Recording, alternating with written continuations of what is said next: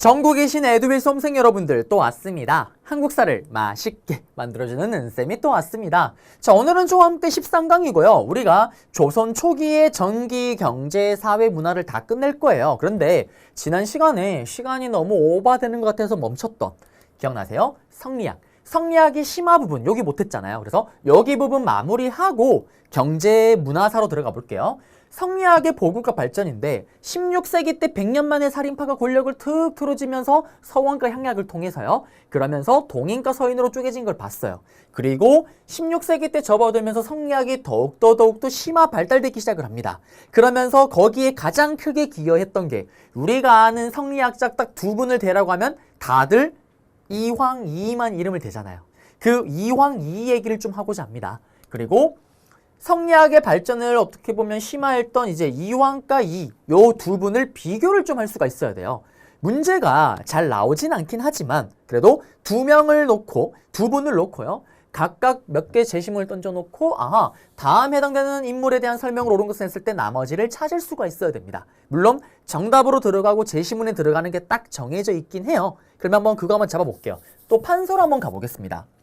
이황과 그 다음에 우리는 이번엔 이 선생님을 좀 구분하셔야 돼요.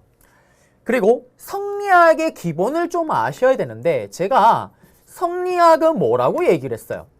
성리학은 유교 유학이 업그레이드된 심화 유학이라고 얘기를 했습니다. 신유학. 그러면 이 성리학은요. 이건 좀 심하긴 한데요. 이기론에 따라서 움직이는 거예요. 이게 또 무슨 말이냐? 세상의 모든 만물은 이와 기로 구성되어 있다는 게 이기론이에요. 그러면 쉽게 설명해 드릴게요. 이가 뭐냐면 눈에 보이지 않는 거. 예를 들면 동진이의 마음, 동진이의 정신 이런 것들을 포함을 하는 거고요. 기는 뭐냐면 그릇, 기. 한자로 치면 그릇, 기. 껍데기, 껍데기. 예를 들면 그릇 같은 거, 형태가 있는 걸 얘기를 합니다. 그러면 이걸 얘기를 왜 했냐면 이 이황과 이 선생님은 이와 기 중에 뭐를 더 강조했냐? 그게 다른 거예요. 강조점이 다릅니다. 그러면 이황 선생님부터 한번 들어가 볼게요. 미리 얘기를 하자면요. 절대 두 분을 제가 비하하는 게 아니고 여러분들이 이해를 돕기 위해서 정말 쉬운 예시를 하나 드는 거예요. 이황 선생님은 못소리입니다. 미안해요. 절대 비하하는 게 아니에요. 비하하는 게 아니에요. 못소리예요.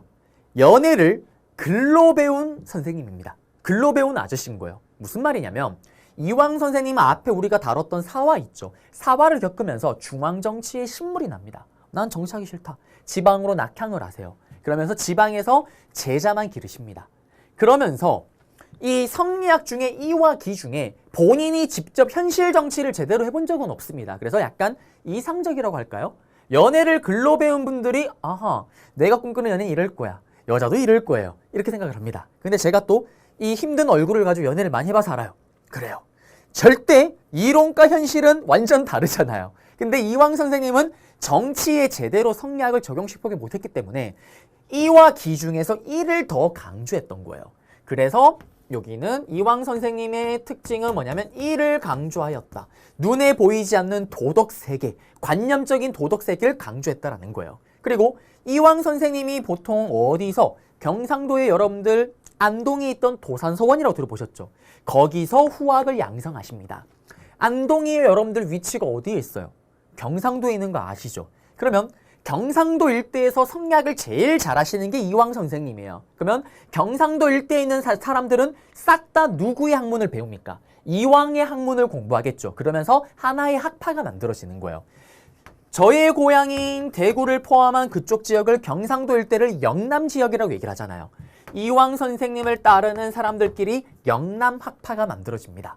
그리고 일본이랑 경상도랑 좀 가깝잖아요. 전라도보다 훨씬 가깝잖아요. 그러면서 이황의 이 학문이요. 일본 성리학에도 또 크게 영향을 끼칩니다. 그리고 이 이황 선생님을 동방의 주자 그리고 성리학의 주류로 보기도 하는데요.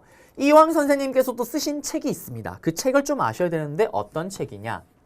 성리학의 내용을 10개 엑기스 그림으로 표현한 성학십도라는 책을 쓰십니다.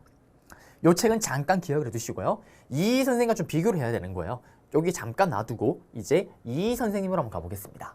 이 선생님은 뭘 강조하냐? 여기가 이를 강조했잖아요. 이 선생님은 끝까지 은퇴하는 그날까지 중앙정계에서 고위간직을 가지고 정치를 했던 분이세요.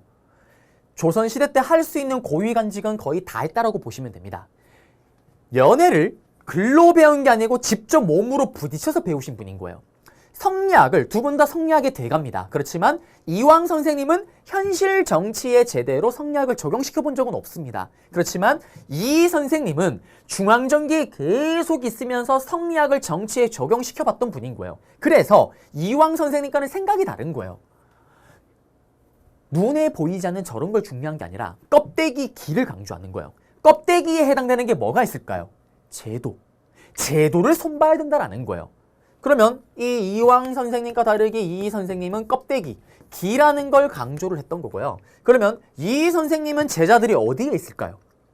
이 선생님은 계속 중앙정계에 있었다니까요. 그래서 수도권을 벗어날 수가 없잖아요.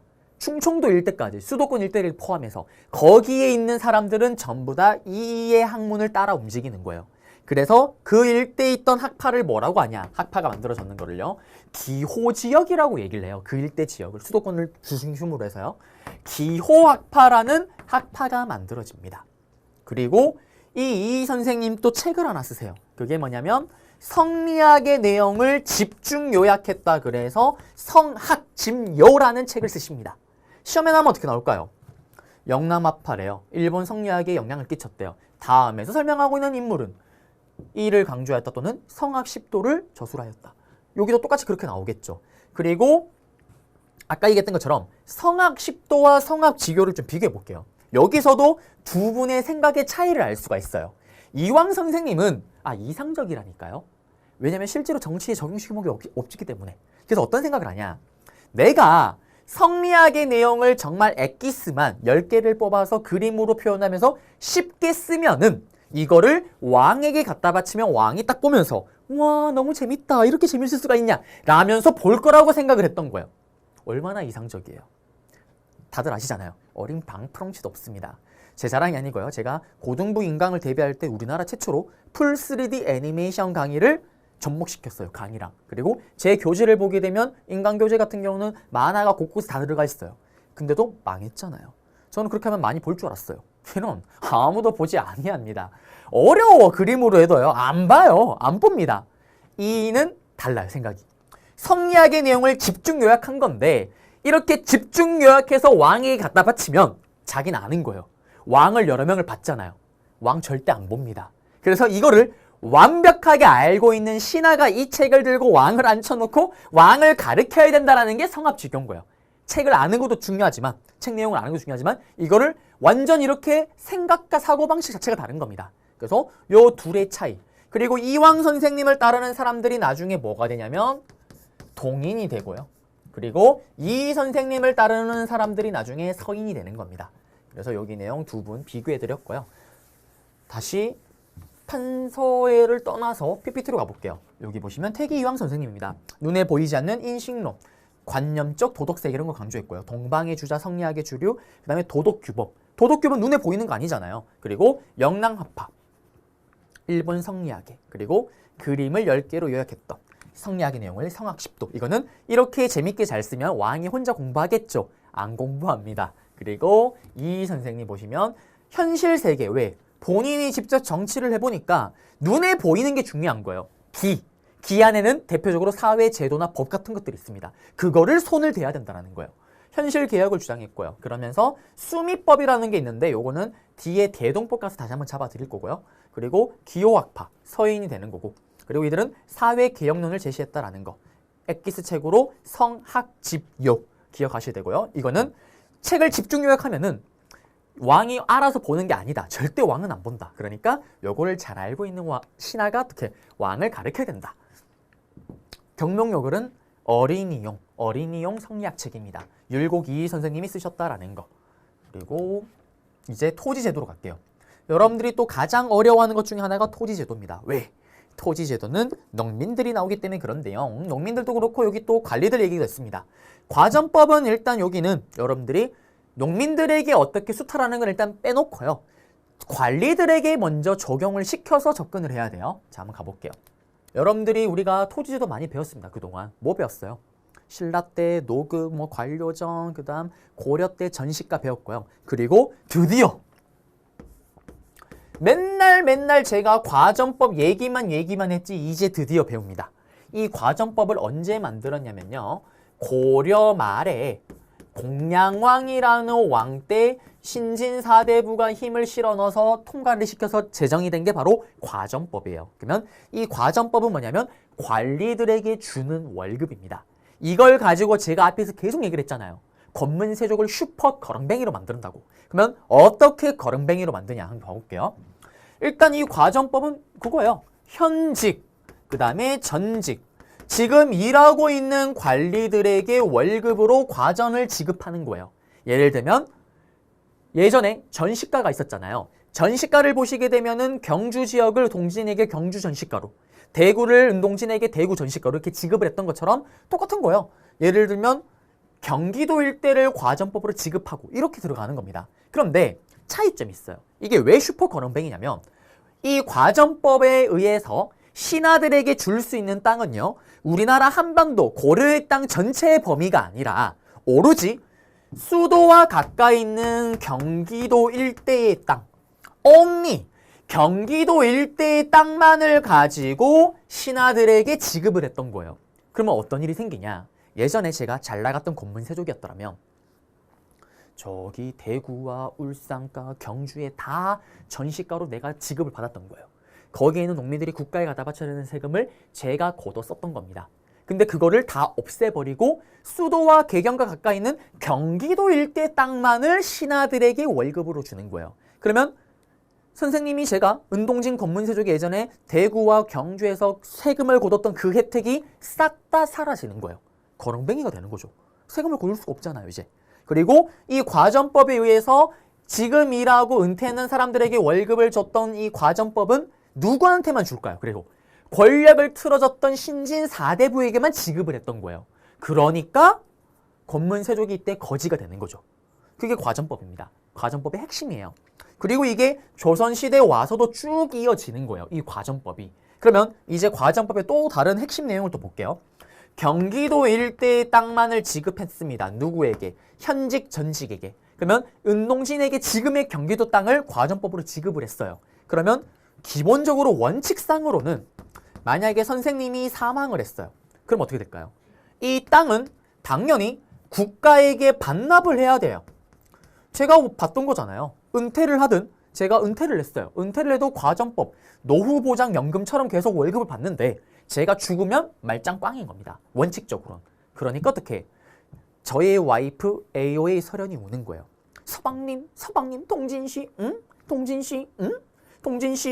동진씨가 은퇴를 해도 우리 집은 월급을 받는데 만약에 자기가 사랑하는 자기가 죽어버리면 우리 설현 나는 뭘 먹고 살아요? 어떡해요? 라고 얘기를 합니다. 그러니 꼼수를 만드는 거예요. 설현 어밤했니? 걱정하지 마라. 꼼수를 만들겠다 라면서 이때 어떤 꼼수를 만드냐? 바로 수신전이라는 꼼수를 만들어요. 내가 죽으면 원래 이 과전법으로 경기도 일대 땅을 받는 거를 다시 반납을 해야 되는데 이거를 내 와이프 설현이 받는 거로 꼼수를 만들어 놓는 거예요. 지킬 수 몸신, 몸을 지킬 수 있는 땅으로. 이게 수신전입니다. 그러면 제가 죽으면 국가의 반납이 아니라 설현한테로 넘어가는 거예요. 근데 또 설현이 또 오는 거예요. 서방님, 응? 설현 왜 그러는데? 서방님이 죽으면 내가 받지만 나도 죽으면 우리 토끼 같은 자식은 뭘 먹고 삽니까? 설현, 어밤이니? 걱정하지 마라. 또 꼼수를 만들어요. 그 꼼수가 뭐냐면 휴량전입니다. 이거는 뭐냐면 제가 죽고 제 와이프가 죽으면 저의 자식을 양육하고 보유하기 위해서 내가 받던 게 다시 국가로 반납이 되는 게 아니라 내 자식에게로 넘어가는 거예요. 이런 식으로 꼼수를 만듭니다. 그러니 어떤 문제가 생기냐? 시간이 지나면 지날수록 어떤 일이 생길까요? 보세요. 땅은 지금 경기도 일대 땅만을 가지고 신하들이 조세를 수취할 수 있는 권리인 수조권을 줬잖아요. 근데 제가 보세요. 제가 영의정에 있다가 은퇴를 했어요. 은퇴를 해도 전직, 은퇴를 해도 연금처럼 제가 원래 받던 과전법에 의해서 계속 세금을 제가 걷어 쓰는 거예요. 그러면 제가 은퇴를 했다는 거는 제 후임자에 누가 들어왔겠죠. 그리고 제가 사망을 했어요. 그러면 제가 받던 거를 제 와이프가 받습니다. 제가 죽을 정도 같으면 내 전임, 내 후임자도 얘도 은퇴를 했겠죠. 그러면 내 후임자의 후임자가 또 그 자리에 갔을 겁니다. 그러면 봐요. 지금 내가 원래 죽으면 반납이 돼야 되는데 반납이 안 되죠. 이것 때문에, 꼼수 때문에. 그러면 경기도 땅은 한정되어 있잖아요. 계속 새로운 신하는 들어오는데 국가로 들어오는 땅은 없는 거예요. 무슨 말입니까? 경기도 일대 조세를 수취할 수 있는 권리를 줄 수 있는 수조지. 어려운 단어로. 조세를 수취할 수 있는 수조지. 한마디로 경기도 일대 땅이죠. 이 땅이 어떻게 지는 거예요? 부족해지는 거예요. 줄 땅이 부족합니다. 그러면서 누가? 이 문제를 세조가 해결하는 거예요. 세조가 누굽니까? 수양대군. 억지로 왕에 올랐습니다. 그러면 세조의 입장에서는 어떤 제도를 시행을 하냐? 잘 됐다. 안 그래도 신하들에게 경기도 일대 땅, 줄 땅도 없었는데 잘 됐다. 라면서 이 폐단을 잡기 위해서 지금 이 문제가 생겼잖아요. 이 폐단을 잡기 위해서 지금부터 직접 일하는 애들에게만 월급을 주겠다라는 직전법을 시행을 합니다. 이 직전법은 예전에 기억나세요? 지지난 강의 때 세조 문제가 단독으로 나올 때 세조의 업적으로도 정답으로 아시는다고 얘기를 했습니다. 직접 일하는 애들에게 월급을 주겠다라는 직전법을 시행합니다. 이거는 뭐냐? right now 다 필요 없고 현직 지금 일하는 애들에게만 월급을 주겠다라는 게 직전법이에요. 세조 입장에서는 봐요. 억지로 왕이 올랐잖아요. 지금 중앙정계에 남아있는 애들이 다 어떤 애들이에요? 내가 왕에 오를 때 찬성하는 애들만 남아있잖아요. 반대하는 애들은 다 지방에 낙향했습니다. 세조의 입장에서는 그런 애들까지 챙겨줄 필요가 1도 없는 거예요. 안 그래도 신하들에게 줄 땅도 모자라는 판국에. 그러면서 right now, 현직, 지금 일하는, 직접 일하는 애들에게만 땅을 준다라는 직전법을 시행합니다. 그러면 이제 문제가 생기겠죠. 제가 서련한테 가서 서련 이제부터 토지제도가 바뀌었죠. 직전법을 시행한대. 그러면 서련이 또 울기 시작을 합니다. 서련 왜 우니? 서방님 그것이 아니라 서방님이 죽으면 우린 뭘 먹고 삽니까? 또 서방님이 만약에 은퇴를 하면 우린 뭘 먹고 삽니까? 지금 과전법이랑 차이점이 뭐예요? 노후 보장이 안 되잖아요. 앞에 과전법은 전직, 은퇴를 해도 연금처럼 계속 제가 월급을 받았는데 지금 그게 없죠. 그리고 세조가 또 대단합니다. 이때 그것뿐만 아니라 앞에 꼼수, 문제가 됐던 수신전, 그리고 휴량전, 이걸 어떻게 하냐? 다 날려버려요. 그러니까 이거잖아요. 순수하게 진짜 일하는 애들에게만 준다라는 겁니다. 그러면 제가 죽으면 제 와이프 서련 못 받는 거예요. 제가 또 죽고 서련도 죽었다? 내 자식 아무것도 못 받는 겁니다. 노후 보장이 1도 안 되잖아요, 지금. 오로지 지금 일하는 애들에게만 월급을 준다라는 거잖아요. 서련이 계속 웁니다. 그래서 제가 뭐라고 얘기할까요? 서련, 걱정하지 마라. 오바마이니. 그래서 또 이상한 행동을 하기 시작을 합니다. 어떤 행동? 노후 보장이 1도 안 되잖아요. 그러면 방법은 딱 하나예요. 농민들로부터 세금을 거둘 수가 있을 때 미친 듯이 삥을 뜯는 거예요. 무슨 말이냐? 원래 1년에 한 번 세금 거두는 거를 2번, 3번, 4번씩 거둡니다. 요만큼 거둘 거를 이만큼 거두는 거예요. 이걸 고급스러운 단어로 뭐라고 얘기를 하냐? 노후 보장이 1도 안 되니까 은동진이요. 월급을 받고 있던 이 시점 때 수조권, 농민들로부터 조세를 수취할 수 있는 권리를 과도하게 남용하는 거예요. 남용. 과도하게 세금을 거둘 수 있을 때 미친 듯이 거두는 겁니다. 그러니 이게 또 폐단이 생기는 거예요. 이것 때문에 백성들이 죽어납니다. 그래서 이걸 또 잡기 위해서 누가? 세조 다음에 예종이 14개월 만에 죽는다 그랬잖아요. 그러면서 등장하는 게 손자, 완성성성성성, 경국대전을 완성했던 성종 때 이 폐단을 잡기 위해서 뭘 하냐? 이걸 실행을 합니다.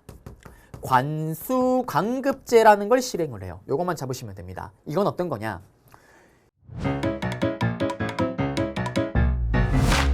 에듀윌 유료 회원만의 특별한 서비스.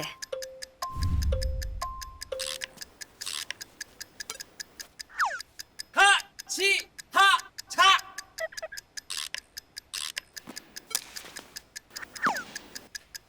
하치하차 정답! 같이 하자 친구야 에듀윌 유료 회원!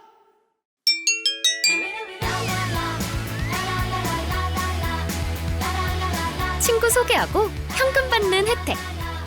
오직 에듀윌 유료 회원에게만. 에듀윌. 국가가 은동신에게 경기도 일대 뭐 수원의 땅을 과전법으로 지급을 했어요. 그러면 과전법으로 지급받은 지역에 있는 농민들이 열심히 농사를 지어서 국가에 갖다 바칠 세금을 내가 가서 조세를 수취할 수 있는 권리를 가지고 내가 걷어 쓰는 건데 미친 듯이 지금 수탈을 하잖아요. 그래서 성종 때 어떻게 하냐? 관아에서 수취해서 해당 관리에게 보급해 주는 거예요. 예전에는 동진이가 직접 내가 과전법으로 지급받은 땅에 가서 농민들로부터 세금을 걷었더라면 국가가 거두는 거예요. 국가가 동진이가 여기 땅을 과전으로 지급받았네? 그러면 요 정도 받아야 되는 거네? 국가가 직접 걷어서 동진이한테 지급을 하는 거예요. 요게 관수강급제입니다. 그러면 또 저의 와이프 설현이 어떻게 될까요? 또 울겠죠. 서방님, 이제 우리는 어떡해요? 서방님이 은퇴하면 진짜 우리 뭘 먹고 살아요? 그러면 제가 또 설현 걱정하지 마라. 오빠미니. 또 꼼수는 아니지만 이때부터 어떡하냐? 마인드가 바뀌어버려요. 가장 좋은 마인드. 이제 아예 내 땅을 만들어야 되겠다. 이거 노후 보장 하나도 안 되네. 그러면 어떡해? 그냥 내 땅이 있으면은 우리 흔히 그러잖아요. 건물주 주인처럼 내 땅이 많으면 상관없는 거네. 그러면서 땅을 뺏고 땅을 가지기 위해서 혈안이 됩니다. 그러면서 이거 이후로 여러분들 한번 들어봤을 만한 지주전호제가 등장하게 되는 거고요. 우리는 뭐 거기까지는 알 필요가 없고 시험에 나오는 건 봅시다. 시험에 나오는 거는 과전법, 직전법, 관수강급제가 시험에 나올 거예요. 그러면 과전법이 단독으로 나올 거예요. 고려 말에 공양한테 샬랑샬랑 꿀랑꿍 또는 과전을 지급하고 샬랑샬랑 경기도 땅을 지급한대요. 다음에서 설명하고 있는 토지제도에 대한 설명으로 옳은 것은 현직관리와 전직관리에게 지급을 하였다. 관리에게 조세를 수취할 수 있는 권리인 수조권을 지급하였다. 정답. 수신전, 휴량전이 있었다. 찾으면 정답. 직전법은 어떻게 나올까요? 시험에 나오면 이거예요. 수조지가 부족해서 문제가 생겼대요. 그러면서 세조 때 뭔가 시행했대요. 다음에서 설명하고 있는 제도는 현직 관리에게만 수조권을 지급하였다. 정답.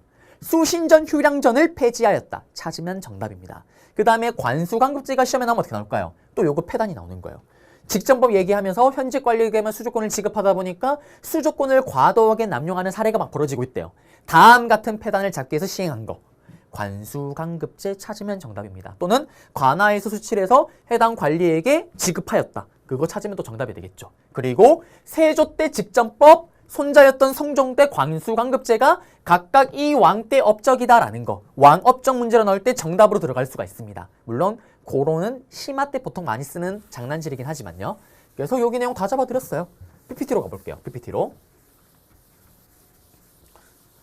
PPT로 가시게 되면 여기 권문세족의 경제적 기반 약화, 거렁뱅이로 만든다 얘기를 했었고요. 그리고 신진 사대부가 권력을 틀어지는데 위화도 해곤이후에 시행했고요. 전현직 관리에게 과전 수조권을 주고 중군 후에 반납이 원칙이에요. 그런데 반납을 안 하고 어떻게 꼼수, 수신전, 휴량전을 만들었죠. 세습이 가게끔. 그리고 땅은 오로지 경기도 일대 땅만.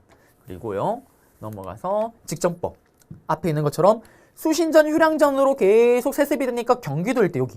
수조지가 부족해지는 거예요. 그러면서 세조가 뭐랍니까? 오로지 right now, 지금이라는 애들에게만 수조권을 줍니다. 그리고 수신전, 휴량전 폐지했다라는 거. 그러니 어떻게? 노후 보장 1도 안 되잖아요. 과도하게 수조권을 행사하는 거예요. 그러면서 그걸 잡기 위해서 관수강급제. 지방관청에서 해당되는 관리의 세금을 직접 걷어서 관청이 대신 걷어서 직접 해당 신하에게 주는 거예요. 그러면서 양반 관료된 농민들의 영향 축소됐지만 여기 국가의 이거는 국가가 직접 세금 걷으니까 국가에 대한 토지 지배권은 관화가 되지만 반대급부로 귀족들은 양반들은 자기 땅을 만들기 위해서 꼼수를 부리기 시작을 합니다. 이때부터. 그리고 나중에는 땅 자체가 모자라니까 아예 그냥 녹봉으로 지급하는 수조권 형태로 세금 걷는 걸 폐지합니다. 명종 때. 이거는 뭐 중요하진 않습니다. 그리고 이제 수치제도로 가볼게요. 우리 앞에 봤던 것처럼 과전법이 있었고요. 우리 앞에서 경기도 일대의 땅은 과전법에 의거했을 때 신하들에게 앞에 설명했잖아요. 수신전, 휴량전. 그러면 경기도 땅 말고 나머지 한반도에 있는 땅은 과전법에 의해서 농민들로부터 국가가 세금을 거두는 거예요. 10분의 1 정도를 거둡니다. 그리고 백성을 너무너무 사랑했던 세종대왕 때 백성을 너무너무 사랑했던 세종대왕 때 전분 6등법, 연분 9등법이 있는데요. 요거는 세종대왕 문제가 나올 때 정답이 될 수도 있어요. 지금 안 할게요. 지금 안 하고 조선 후기 때 가시게 되면 여러분들이 영장법을 배울 거예요. 그때 제가 다시 한번 잡아드릴게요. 지금은 일단 넘어가시고 세종대왕 때 업적이다라는 건 좀 기억을 해주시고요. 그리고 조세, 바다로 움직입니다. 경창이 서울경, 서울에 있는 창고고요. 중요한 거 아니에요. 그리고 평안도나 함경도는 최전방이잖아요. 여기는 그냥 세금 서울로 안 보내고 여기서 거둔 세금 가지고 그냥 그대로 군사비로 사용하는 겁니다. 그리고 특산품 거두는 게 문제가 생기는데 이거는 나중에 대동법 때 그냥 한 번에 잡아드릴게요. 그리고 역, 이게 다 세 가지 의무잖아요. 16세에서 60세 미만의 건장한 남자라면은 이렇게 해야 할 일이 있는데 이거도 그냥 나중에 균역법 할 때 한꺼번에 잡아드릴게요. 넘어가겠습니다.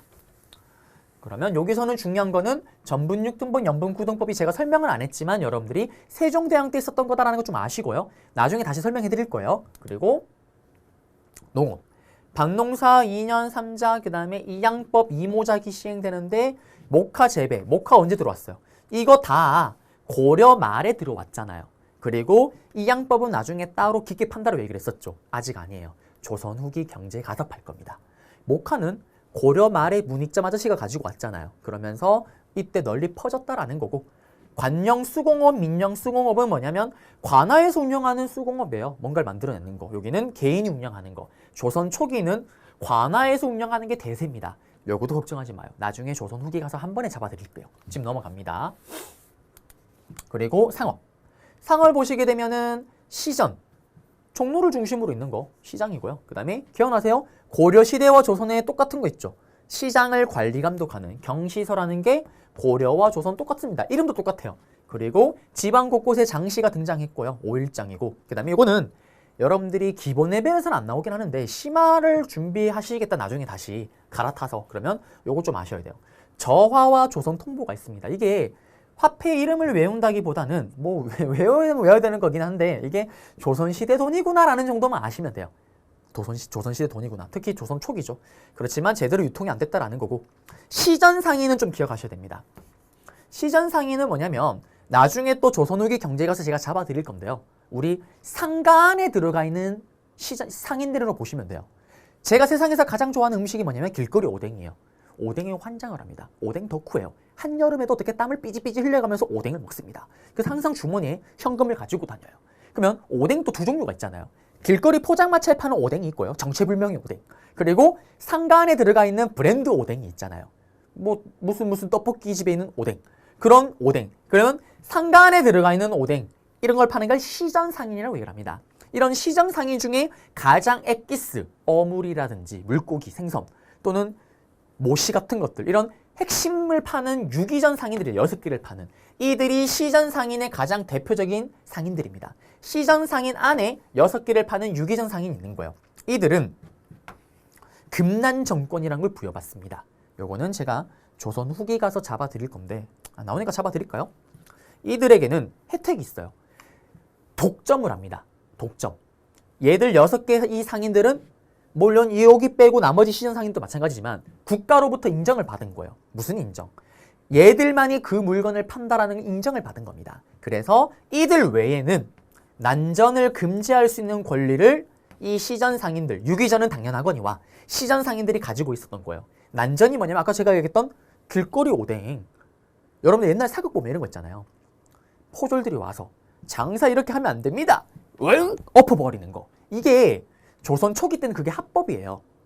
국가로부터 인정받은 상인들 말고 뭔가를 똑같은 걸 판다? 가서 엎어버리고 방해할 수가 있습니다. 그게 금난 정권이에요. 이렇게 독점권을 받았으니까 이 상인들은 국가가 필요한 물건이 있으면 갖다 바치고요. 그 다음에 또 세금 대신에 이걸 갖다 바치는 거죠. 이런 혜택을 누렸다라는 거. 이거는 조선 후기 때 가서 다시 한번 잡아드릴게요. 지금은 이렇게 넘어가겠습니다. 그리고 조선의 신분제도예요. 조선은 우리가 흔히 양천제도라고 얘기를 해요. 이게 무슨 말이냐면 법제적으로 법으로 지정한 거는 양천제, 양민과 천민으로 구분을 했어요. 원래 초기에는. 그러면 양민 안에는 양반이나 농민, 상인, 수공업자 다 들어간 거예요. 그리고 여기는 천민만 들어갑니다. 그런데 양반들이 짜증이 나는 거예요. 이건 아니지 않냐? 아니 양반이랑 어떻게 일반 농민이랑 같이 묶을 수가 있냐? 아니다. 법으로는 양천제지만 일반적으로 사회적으로는 반상제도입니다. 양반과 상민으로 구분하는 거예요. 일반 농민, 상인, 수공업자로. 그렇다라는 거고 이건 중요한 건 아니고요. 그리고 이제 시험에는 각각 계층을 가지고 문제가 나오는 거예요. 그래요. 또 양반이 되어줘야 됩니다. 머리가 작아요. 양반입니다. 이 양반 같은 경우는 그냥 그것만 하시면 되죠. 잘 먹고 잘 살았다라는 거.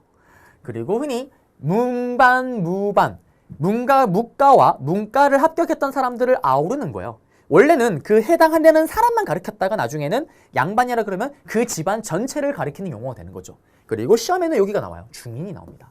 중인을 잡아야 돼요. 이 중인 같은 경우는 어떤 거냐면 우리 고려시대 때는 저 중인을 뭐라고 얘기를 하냐면 중류층이라고 얘기를 했잖아요. 고려는 중류층이면 여기는 그냥 중인입니다. 중간계층이다라는 거예요. 그러면 이 중인들은 어떤 특징을 가지고 있냐? 이 중인들 안에는 대표적으로 향촌사회의 이장이었던 향리가 있습니다. 그리고 가장 중요한 게 누구냐면 이걸 기억하셔야 돼요. 시험에는 얘들이 나옵니다. 서얼이라는 아이들이 나와요. 그러면 이 서얼은 뭐냐? 누구냐? 서얼로 대표적인 인물이 한 명 있습니다. 대표적인 의적으로 불리는 소설의 주인공, 우리 띨똥이 아저씨. 홍길동의 슈퍼히터가 뭡니까? 아버지를 아버지라 부르지 못하고 아버지. 왜 아버지를 아버지라 부르지 못합니까? 서얼이기 때문에. 그러면 서얼은 도대체 뭐냐? 두 가지 단어가 합쳐진 합성어예요. 서자와 얼자가 합쳐져서 서얼이라고 부릅니다. 그럼 이게 또 무슨 말이냐? 서자는요. 아빠가 양반인데 엄마가 농민인 경우. 아빠가 양반인데 엄마가 천민인 경우가 얼자예요. 이거를 합쳐서 서얼이라고 부릅니다. 그러면 얘들은 저기 있는 양반으로 인정하지 않는 거예요. 왜? 얘들까지 양반으로 인정해버리면 양반의 첩의 자식까지 양반이 되어버리면 양반 수가 너무 많아지는 거예요. 그래서 이들은 제약을 가합니다. 그리고 과거 시험의 최고의 꽃이라고 할 수 있는 문과. 문과도 응시가 금지되어 있습니다. 고위직으로 가는 걸 사전에 미리 다 차단해버리는 거예요. 이게 서얼이죠. 그래서 이 서얼이 나중에 어떻게 되냐? 계속 고위직으로 가고 싶을 거 아니에요. 그래서 나중에 정조가 이들을 규장각 검서관으로 땡겨오기도 하는데 정조 얘기는 나중에 정조 때 가서 할게요. 지금은 여기 서얼의 의미만 좀 잡아둡시다. 시험에 나오면 어떻게 나오냐? 제가 방금 얘기했던 서얼의 설명을 다 해줘요. 서자와 얼자, 샬랑샬랑, 꿀랑꿍. 다음에 속하는 신분계층에 대한 설명으로 옳은 것은 오늘 저한테 배운 거로는 문과에 응시하지 못하였다. 정답이 될 수가 있겠죠. 그리고 뒤에 가서 서얼이 나오는 게 있어요. 이렇게 나오는 겁니다. 그럼 여기 끝났고요. 그 다음에 상민으로 가볼게요. 상민은 또 가장 대표 인물이 누굽니까? 바빠요. 농민입니다. 농민. 머리가 제가 크긴 하네요. 자, 농민이에요. 농민. 이 농민들은 어떤 일이 벌어집니까? 자, 여기 농민, 상인, 수공업자를 상민이라고 하는데 이때 상민들은 어떤 역할이 있을까요? 기본적으로 농사지은 일본을 갖다 바치는 의무, 특산품을 갖다 바치는 의무, 16세 60세 미만의 건장한 남자라면 내 노동력을 제공할 의무, 조세, 역, 공납의 의무가 있었다라는 거 찾으면 정답. 끝났잖아요. 그런데 여기서 하나 또 추가해 드리겠습니다. 우리 예전에 고려시대 때는 특수행정구역에 살던 향부곡소민이 있었잖아요. 그것처럼 여기에 상민의 또 한 개의 계층이 있습니다. 정답으로 따로 걸리진 않아요. 오답 선지로 들어가요. 상민계층이었다라는 것만 아시면 되는데 그게 바로 식량역천입니다. 식량역천이라는 애들이 여기에 속해 있었던 거예요. 그러면 식량역천은 중인도 아니고 천민도 아닌 겁니다. 서울 문제가 나올 때 식량역천이라고 불리기도 하였다. B 오답이 되는 거예요. 이렇게 오답 선지로 들어가요. 그럼 도대체 이들이 뭐냐? 이겁니다. 신분상으로는 양민이에요. 양민. 일반 농민입니다. 근데 하는 일이 넘나도 천한 거예요. 이게 식량역천입니다. 그러면 도대체 어떤 일을 했냐? 제가 또 하나 얘기를 하자면 모르겠어요. 이 한능금은 강의 들으시는 분들이 고연령도 있으시기 때문에 적절한 예시라고 하긴 좀 애매할 수도 있긴 하겠지만 제가 고등부 강의를 할 때는 수능 강의 인강을 찍고 할 때는 항상 이 예시를 들어요. 제가 또 고등학생보다는 제가 또 연애 선배입니다. 연애 베테랑이에요. 제가 항상 얘기를 하잖아요. 비록 얼굴이 이렇게 꾸졌지만 그래요. 현란한 화술가, 현란한 패션으로 수많은 여성들의 마음을 훔칠 줄 아는 남자입니다. 그러면 제가 이 연애의 선배로서 항상 밑에 있는 남학생들에게 조언을 해주는 게 있어요. 뭐냐? 항상 얘기를 하죠. 니들이 대학교를 가게 되면 선생님이 또 이 힘든 얼굴 연애를 했어. 연애를 할 수 있습니다. 연애를 할 수 있어요. 그런데 연애를 하게 되면 사랑이 시작되면요. 나의 사랑스러운 여자친구가 달달한 유혹을 던질 때가 있어요. 어떤 유혹? 딱 이렇게 지금 날씨가 딱 좋으면 봄 같은 날씨 때 여자친구가 자기 사랑하는 자기 응? 우리 오리배 타러 가자 라고 얘기를 해요. 그러면 제가 항상 얘기를 하죠. 미리 얘기를 합니다. 지자들에게 가지 마. 가는 순간 헬게이트가 열려요. 왜? 다들 아실 거예요. 오리배를 딱 타게 되면 처음에는 막 오순도순 같이 페달을 돌립니다. 사랑하는 자기 알라뷰 나도 알라뷰 막 페달을 돌려요. 그러다가 한 10분? 15분이 딱 지나는 순간부터 사랑하는 여자친구의 페달이 돌아가지 않습니다. 나머지 페달은 나의 몫이에요. 너무나 힘들어요. 땡볕에. 그러다가 또 어떤 일이 생기냐면 다들 아실 거예요. 타보신 분들은 슈퍼 오리배들이 있어요. 그게 무슨 말이냐. 남자가 웨이트 트레이닝을 해서 체력이 너무나 좋은 거예요. 무슨 같은 오리배인데 무슨 스포츠카입니다. 윙 지나가요. 그럼 문제가 또 뭐냐. 사랑하는 나의 여자친구가 오빠 저 오리배는 저렇게 빠른데 왜 우린 이렇게 느려? 그래요. 남자의 승부욕이 어떻게 기름을 부었습니다. 그럼 어떻게 될까요? 페달을 돌리기 시작을 해요. 오버페이스죠. 그럼 또 문제가 생겨요. 오리배를 타신 분들은 아시겠지만 이게 오리배가 시간이 정해져 있어요. 1시간 정도? 그럼 다시 돌아와서 반납을 해야 돼요. 근데 문제는 그 오버페이스로 인해서 신나게 달려갔어요. 그렇습니다. 돌아올 체력이 없어요. 걱정하지 마세요. 그 오리배 타면 그런 일이 많이 비일비재하기 때문에 오리배마다 전화번호가 붙여져 있습니다. 핸드폰으로 전화를 하면 돼요. 그러면은 사장님이 보트를 타고 와요. 요트를 타고 모터 달린 걸 타고 옵니다. 그리고 어떻게 저의 오리배 이렇게 걸어서 타고 다시 해안가로 데리고 오는 거예요. 그 모습이 그렇게 취할 수 없어요. 그렇게 지나가면 주변에 있는 커플들이 어머 오빠 저거 봐 대빵 웃겨 다 쳐다봅니다. 그렇지만 난 알고 있죠. 그렇게 욕하는 오리배 중에 절반 이상이 저와 같이 또 끌려 나올 거예요. 무슨 얘기냐. 대빵 힘들잖아요. 오리배 페달 돌리는 거. 이때 식량역천 중에 뭐가 있냐면 그거 있잖아요. 이거 배 노젓는 거 그런 것들. 그 다음에 또 여러분들 그거 아시죠? 전쟁이 터지고 이러면은 산에 올라가서 봉수대 봉화대로 얘기를 하잖아요. 연기를 이렇게 피우잖아요. 거기 일하는 사람은 진짜 힘들어요. 생각해보세요. 아침마다 산 탔다가 밤에 산 타고 내려와야 돼요. 얼마나 힘들어요. 그런 일을 했던 사람들이 식량역천입니다. 일단 연애를 안 하셨다. 연애 천년을 한다. 오리배 비추입니다. 비추예요. 이게 바로 식량역천이고 식량역천은 여기 상민계층이다라는 거. 요것만 아시면 돼요. 그리고 다시 천민으로 갑니다. 천민은 제가 이미 고려시대 때 시험에 어떻게 나오는지 얘기를 해드렸잖아요. 사람 가격이 남자는 얼마 여자가 얼마 이렇게 막 나와요. 그리고 사람을 사고 판대요. 다음 내용에 대한 내용으로 오른 구순 했을 때 천민계층이다. 노비 얘기하는 거니까요. 상속, 매매, 증여가 가능하다. 노비 얘기니까요. 그 다음에 또 노비는 두 종류가 있습니다. 저는 누구 노비? 에드윌의 사장님의 노비입니다. 개인 소속의 노비죠. 사노비입니다. 에드윌의 노비. 피디님이 또 흠칫하고 있어요. 왜? 자기도 같이 저와 똑같은 에드윌의 노비거든요. 그 다음에 또 공공기관의 노비가 있습니다. 그거는 국가 소속의 노비죠. 그렇게 두 개 구분되는 거 제가 얘기해드렸고요. 그리고 천민의 90%가 노비인데 중요한 건 이거예요. 천민계층에 드디어 백정. 기억나세요? 고려시대 때는 이 백정이 일반 농민을 가리켰다면 우리가 알고 있는 백정은 사실 뭐예요? 소말대지를 잡는 천민들이잖아요. 그게 조선시대 때다라는 거. 그러면 오답으로 농민 얘기할 때 백정은 농민이다. 그러면 그건 고려시대 얘기잖아요.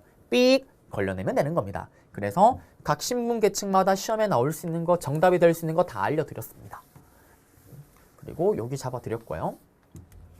이제 조선의 계속 신분제도인데 여기 보시면 가족제도 같은 경우는 지금 조선 초기잖아요. 기억나세요? 제가 고려시대 신분이 아니고 가족제도 얘기했을 때요.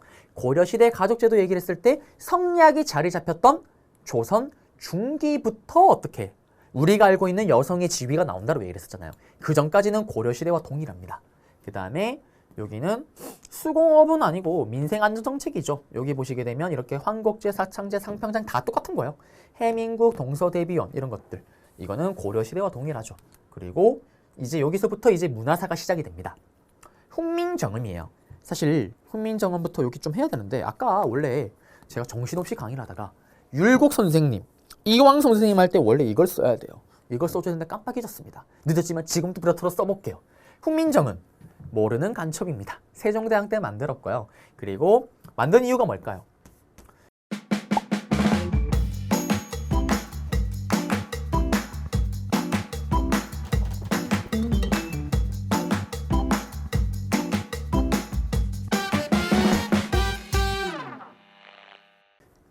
성리학을 지금 보급을 해야 돼요. 조선은 성리학의 사회니까. 근데 문제가 있습니다. 사람들이 성리학을 몰라요. 성리학을 뭘 알아야지 뭘 하죠. 그래서 성리학을 좀 쉽게 보급하고 빨리 보급시키기 위해서 글을 만들었다라고 얘기를 합니다. 일반적으로요.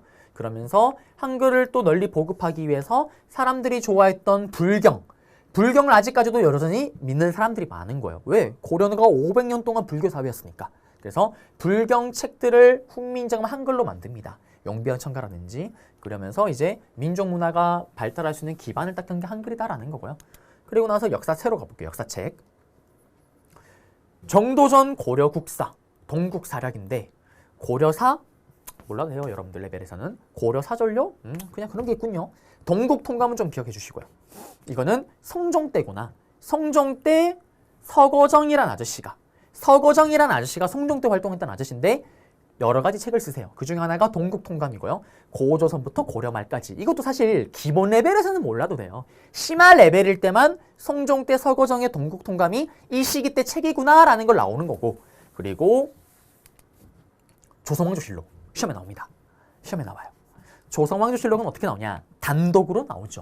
조선왕조실록의 특징이 뭐냐면 편년체라고 얘기를 합니다.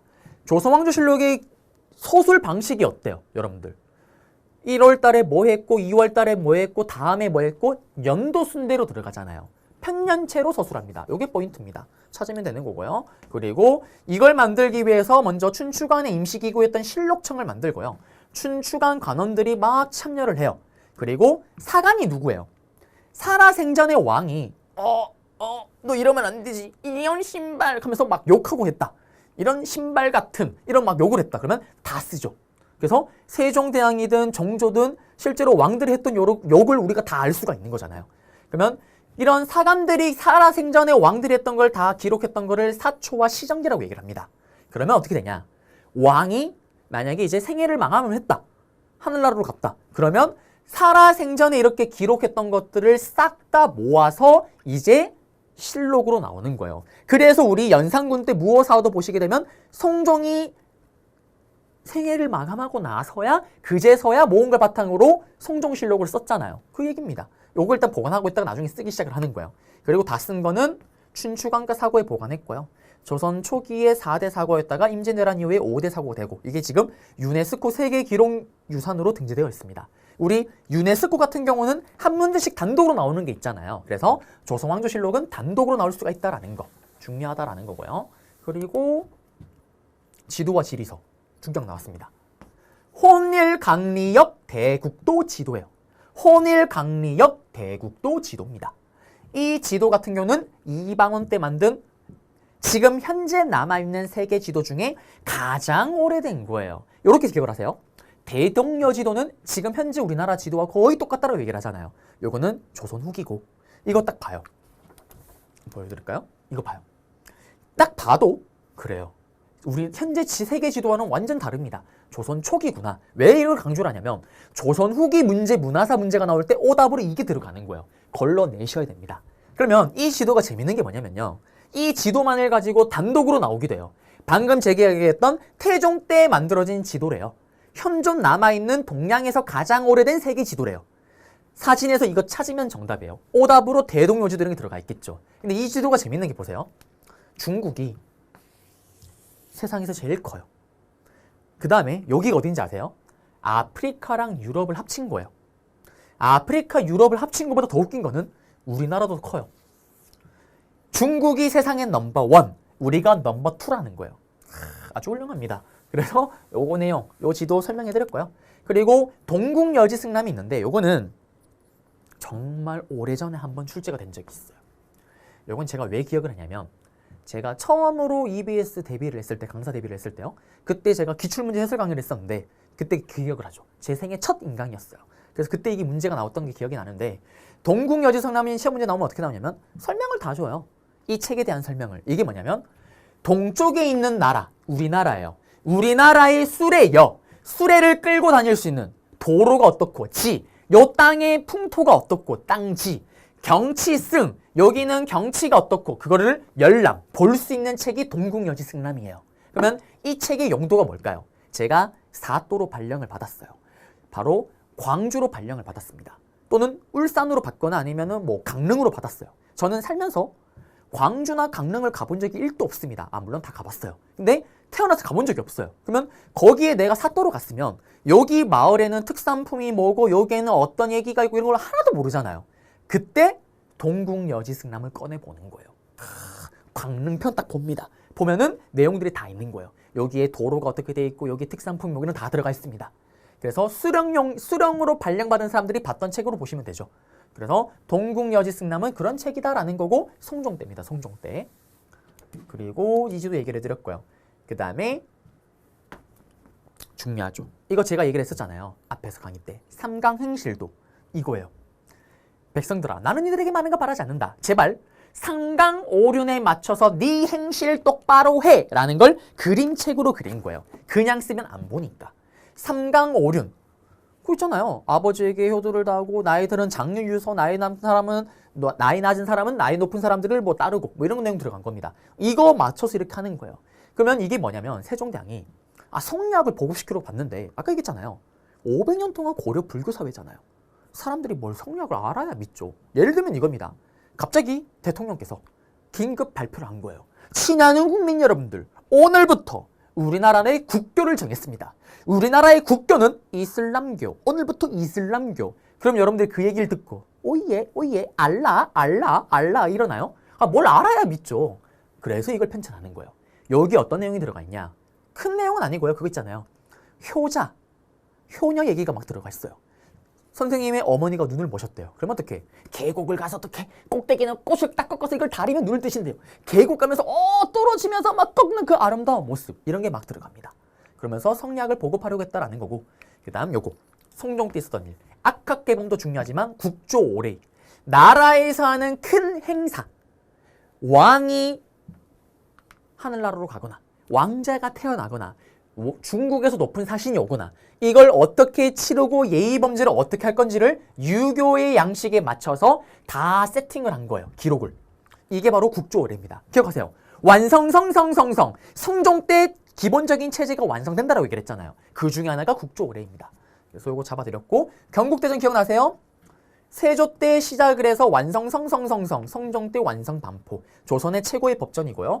이호, 예병, 형공, 육전 체제입니다. 요거는 심화로 나올 때 요거 설명해요. 요렇게 주고 다음과 관련된 책에 대한 설명을 오른 것은 세조 때 편찬해서 성종 때 완성되었다. 찾으면 정답. 경국대전이었다. 찾으면 정답이 되겠죠. 조선 최고의 법전이었다. 찾으면 정답이 되겠죠. 그리고 여기는 정도전의 불시잡변 얘기를 했잖아요. 이 불교의 씨앗은 잡스럽고 변태 같은 거다. 이 책을 만들면서 더 이상 스님과 성리학자가 배틀이 붙을 때 스님들은 이길 수가 없습니다. 불교와 관련된 모든 이론을 성리학에 맞춰서 다 까는 거예요. 그 다음에 소격서 기억나세요? 도교행사, 하늘신, 별신. 이거 조광조 때 폐지. 풍수지리설은 그냥 이제는 필요 없고요. 그리고 천문학과 여법인데 요거 하나.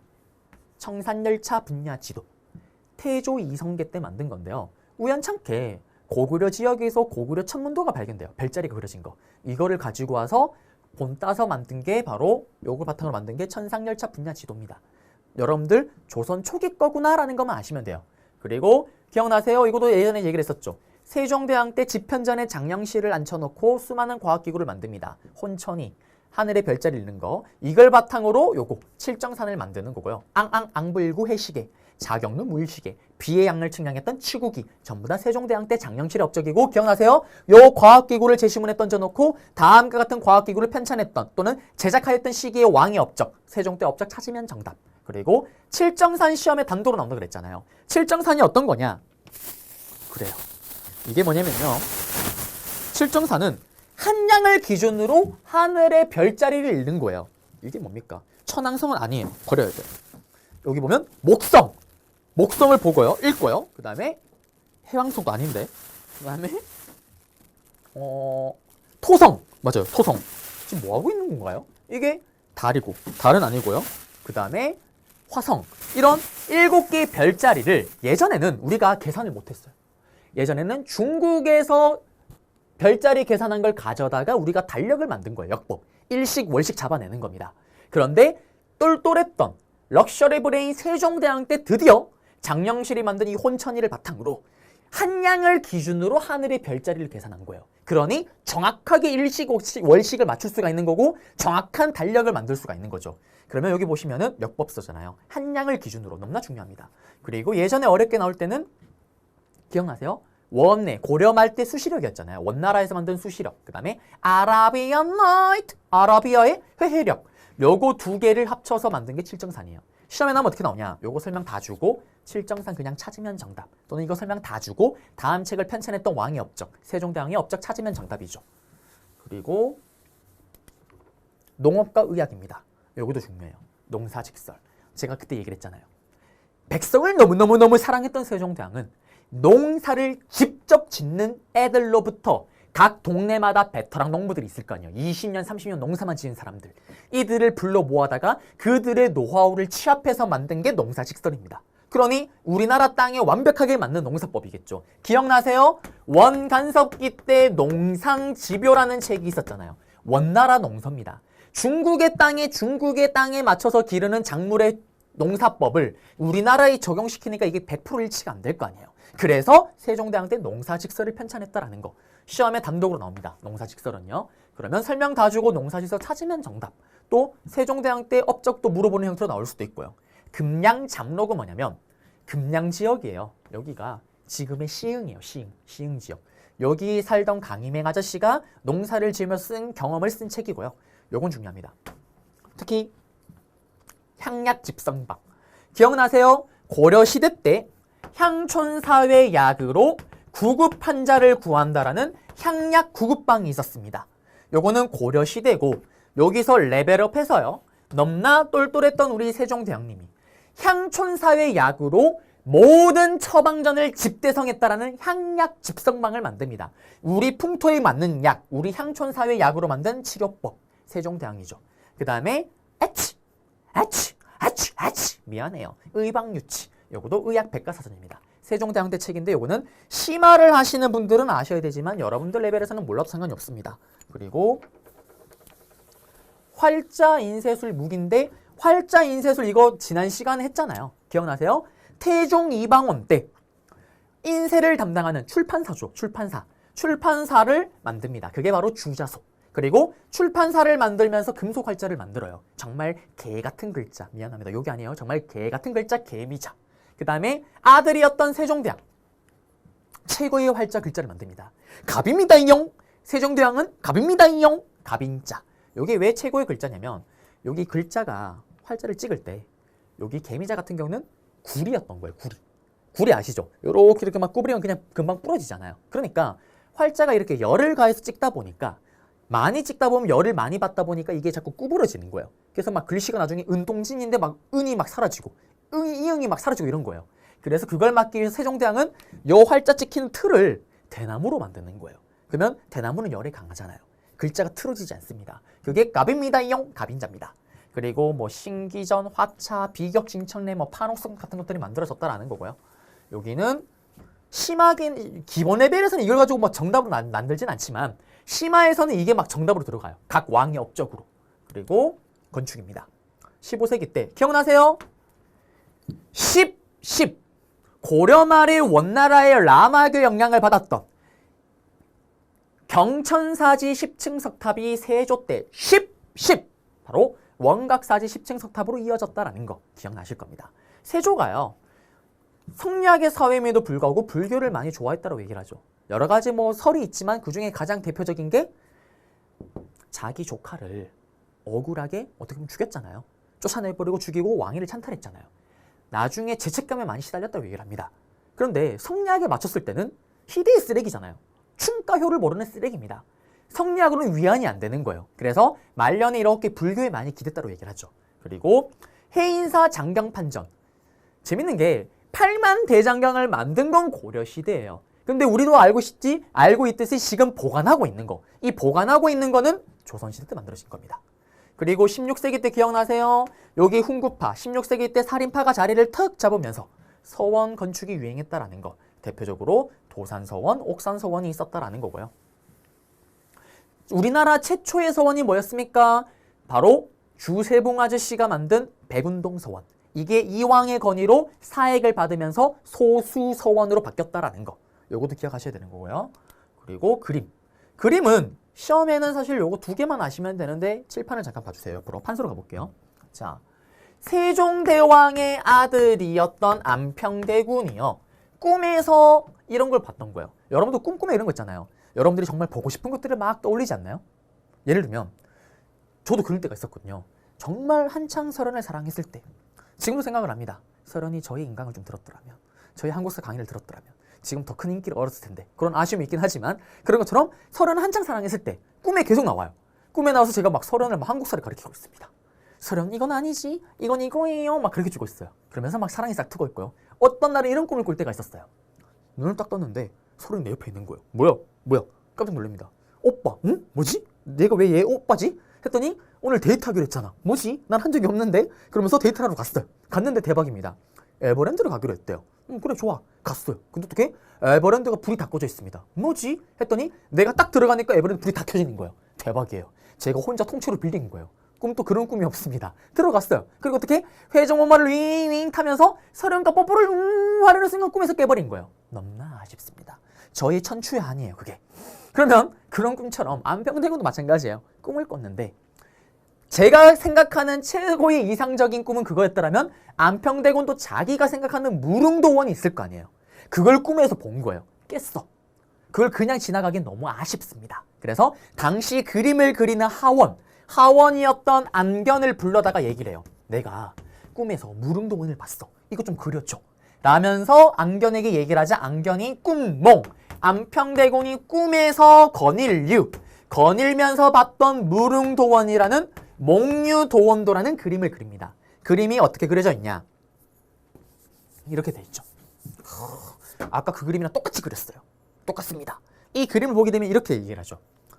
저는 모르겠어요. 미술 박사님들이 말씀하시기로 여기가 현실 세계고요.